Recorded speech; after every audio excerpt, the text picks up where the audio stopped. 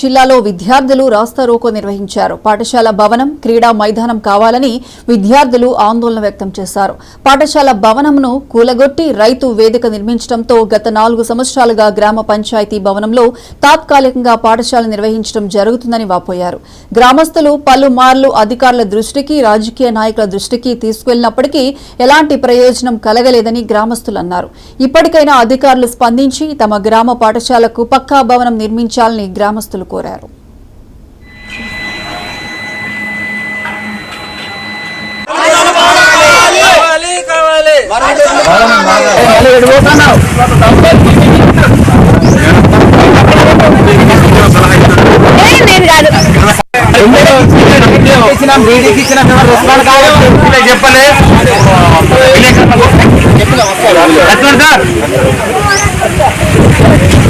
ఎన్నిసార్లు ఇచ్చినా కానీ రెస్పాండ్ కావట్లేదు. అందుకనేసి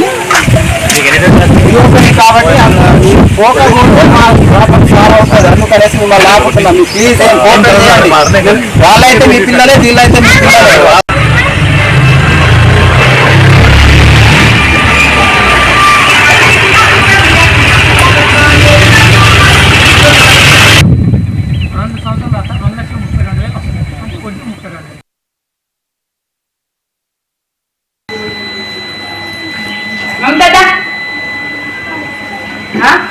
ఇంకెంతసేపు